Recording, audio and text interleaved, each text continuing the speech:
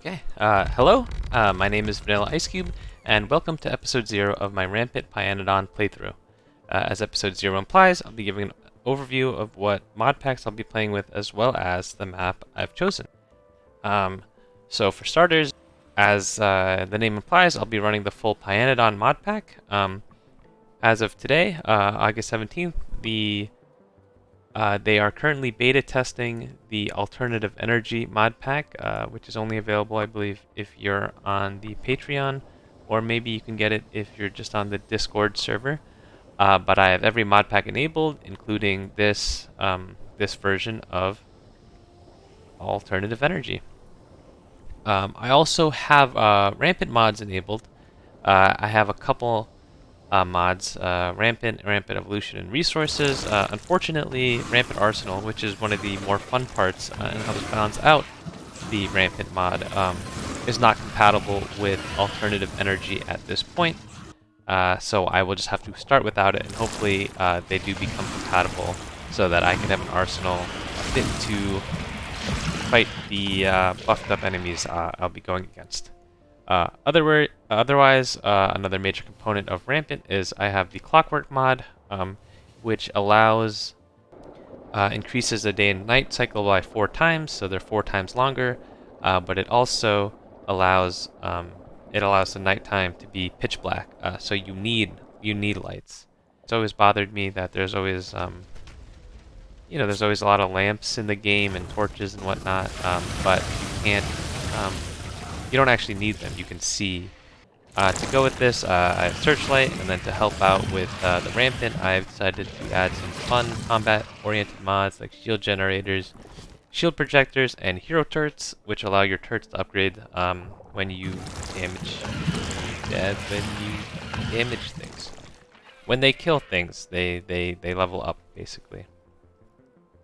Otherwise, another main portion of the mods I'll be installing is all of the mods I'll be playing with are alternative logistics.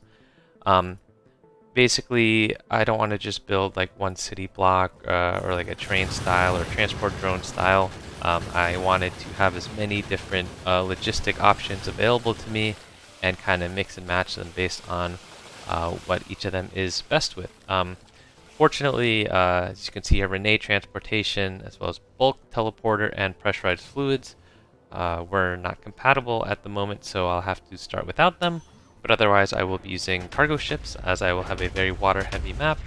LTN, I can't do without. Stacking belt boxes is always helpful for belt, well, I guess buses and that sort of thing.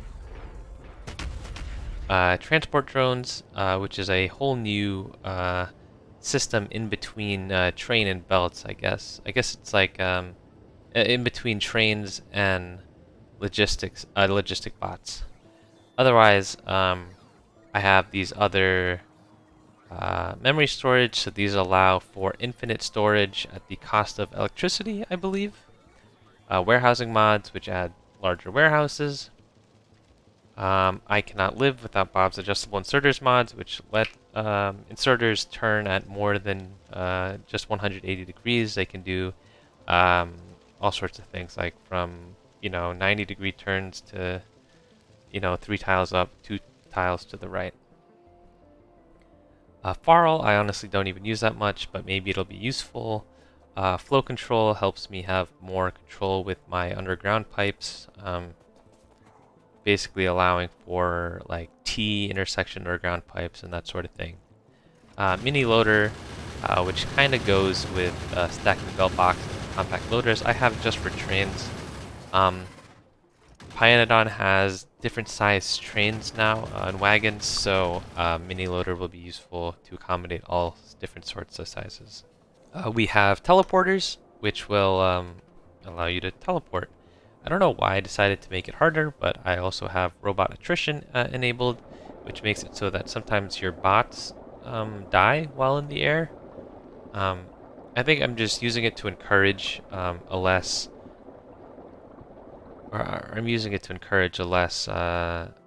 logistically heavy network. I mainly just want to use them for construction.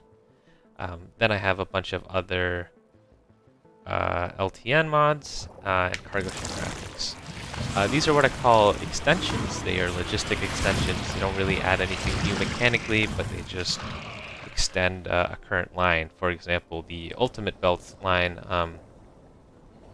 that just adds a number of belts into the game that just increase the speed past the blue belt. I believe it adds like 7 tiers or something like that. Advanced drills, Pyanodon did add new drills, but none of the main ones, or there's still only 1 tier of the basic drills.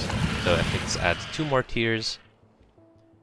I don't even remember what fluid handling does. Big Brother is it's radar upgrades, which is always good. Sketchy Power Lamps adds more lamps that are a lot brighter, but also cost a lot more. Underground power poles could help make your base look a little neater.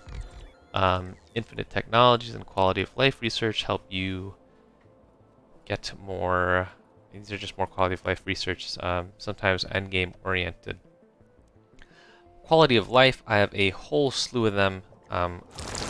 Don't really know if I want to go through them all, but we have a lot of normal ones. I think the most notable ones would be stuff like Auto Trash and Handy Hands. Handy Hands kind of lets you automate handcrafting, and then Auto Trash helps you have presets for your logistics networks once you get that going off. I'm going to be using Ore Eraser. It doesn't actually... It doesn't help you, it just allows you to erase ore from the ground. This is in case there's an ore patch or something that I won't be mining, because it kind of drives me crazy to build over ore patches, but I might need the space. If I might need, I think I will need this space. Again, I'm playing with Rampant Aliens, or the Rampant mod pack, and the main point with playing with Rampant was just to make it so that space was a real constraint. Yeah, we have some other MISC mod packs, and MISC 2 is just mod packs that are libraries for the first mod packs. Oh, also for aesthetics, I added a lot of aesthetic mods which make the game look better. Unfortunately, I could not include alien biomes, which I do love a lot, but unfortunately, again, it doesn't work with the current version of alternative energy, and I've waited too long and want to start playing with alternative energy now. So, yeah. Oh, I guess I do have companion drones, which are they're very overpowered drones early game that kind of they build for you, and they're also extremely powerful and tough. They destroy enemies. You might think like, oh, doesn't that kind of ruin the point of the rampant mods, like having like stronger biters if you just have something at the beginning which destroys them? And I guess kind of. I used to think that, but I did a playthrough. I think I dropped like 40, 50, 60 hours into it, playing with Rampant and Pyanodon, and eventually the biters won. It was a good fight. I have that playthrough recorded. I never finished editing it, and I kind of dropped it at some point. But they won, and the base was kind of unrecoverable. And I'm realizing now that maybe I could have just nuked all of them, and like started a nuke count. But I guess at that point I didn't, and I just kind of let that playthrough die. But I'm not trying to do that anymore. I think if I, at the 40, 60 hour mark, I'd like to keep my base and keep going with the direction I'm going in. So Rampant, I don't really expect to lose to them. I just want to add it so that I have a constraint for my base building, so that space becomes a constraint, and I have to actually expand if I want more space. It just makes space a real resource in Factorio, whereas if you don't have biters, it's not really a resource. This is my Factorio visual planner. It's what I will be using to make planning in the game, or to plan out what I want to do. Here's a quick key I made. Basically red, yellow, green for not starting progress complete, what type of task it is. It's a physical build, so like something I have to build, like a tier 0 steam engine electricity, research, which is research I need, or alternative tasks. This is stuff like eliminate all biters on the starting island.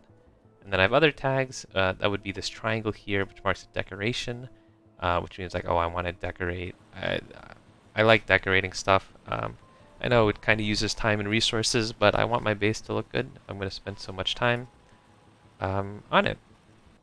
I'll also be using the Factorio timelapse mod to create a time-lapse, or I guess yeah, time-lapse of the game as I progress. And then up into the map building. So again, richness, I'm just going to leave at default. This is because I have rampant resources, which makes it so that the resources are they're all infinite, essentially. They just have a yield that goes down to a minimum of 25%, I believe. Terrain. So let's start previewing this. What I like to do is increase the scale, just so that we have a bigger world. It feels the trees. I always max out the coverage and the scale. This is to my benefit as they absorb pollution, and also I don't have to worry about wood for a very long time, or at all. Water coverage, always at 600%. This is so that we can make these island type formations. And we actually, I think we got a very good spawn here. Let me copy this just in case I like it. And usually I do water at 75%. But what I'm looking for is an island-esque start. I don't like doing normal flat maps with biters because then I'd have to defend basically from all sides, which is much more difficult. It's much easier if I have an island or long stringy island type deal without them actually being islands, so I can just expand directly on them. This also helps me encourage the cargo ships, which I'll have. I don't plan on using the landfill mod, or I have a platform mod which replaces landfill, which is like temporary platforms. But I don't like the idea of me just spamming, just covering up the ocean, even though that does take a lot of resources. I just don't think it's as fun or creative. I'd like to use the different logistics systems that I have available to me, which would include rail and cargo, which would be, cargo would be very important in my playthrough. But I'm just going to flip through a couple more. Ideally, I want something with a lot of trees to start with, and maybe an island-esque start with only one entrance.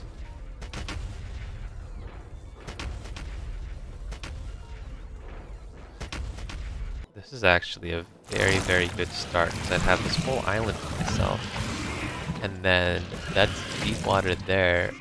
It connects here. I don't know if I'd actually be able to leave this island, however. That might be a big issue. And there are no trees, so I'll just pass for now.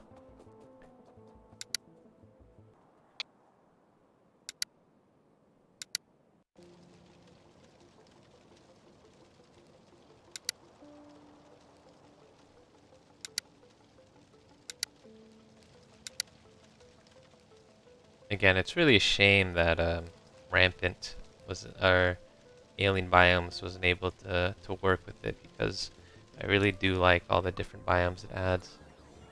So this looks like a good start. There's only 2 fronts I'll have to defend. So basically I'd start by just clearing out the island and then setting up some turrets on either end as soon as possible, basically. So I think we'll go with this. We'll check the enemies. I do like to, I guess, increase the starting area a little bit, 200%. I'm just going to go with the default biter. Default biter. It seems like these were all set to 0 for some reason. It's probably because of rampant evolution. I'm sure the system will sort itself out, so that's fine. Enemy basis frequency, larger starting area, advanced, normal. We can always do that. That should be fine. Pollution, fine with me. So I think this is our map. So let's go ahead and start it.